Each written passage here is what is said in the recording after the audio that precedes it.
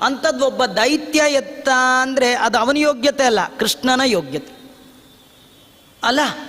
ಇವನು ದೈತ್ಯ ಅಂತಾದ್ಮೇಲೆ ಅವರಮ್ಮಂಗೇನೋ ಗೊತ್ತಿಲ್ಲ, ಕೃಷ್ಣಂಗೆ ಗೊತ್ತಿಲ್ವಾ?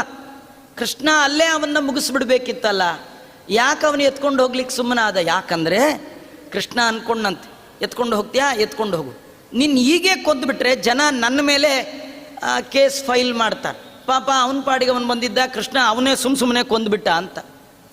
ಆದರೆ ನೀನು ನನ್ನನ್ನು ಯಾಕೆ ಎತ್ಕೊಂಡು ಹೋಗ್ತಾ ಇದ್ದೀಯಾ?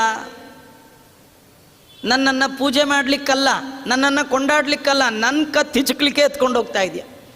ನೀನು ನನ್ನ ಕತ್ತು ಹಿಸ್ಕು, ಅದು ಜಗತ್ತಿನ ಜನಕ್ಕೆಲ್ಲ ಗೊತ್ತಾಗಲಿ. ಇವನು ದೇವರನ್ನು ಹೊತ್ತ ಭಕ್ತ ಅಲ್ಲ, ದೇವರನ್ನೇ ಕದ್ದ ಭಕ್ತ, ದೇವರನ್ನೇ ಕೊಲ್ಲಲಿಕ್ಕೆ ಬಂದ ಭಕ್ತ ಅಂತ ಗೊತ್ತಾಗಲಿ. ಆಮೇಲೆ ನಾನು ನಿನ್ನ ಸಂಹಾರ ಮಾಡೋದಿದ್ದೇ ಇದೆ. ಯಾಕಂದರೆ ದೇವರು ತನ್ನ ಬಳಿಗೆ ಬಂದವರಿಗೆಲ್ಲ ದೈತ್ಯರು ಅಂತ ತನಗೆ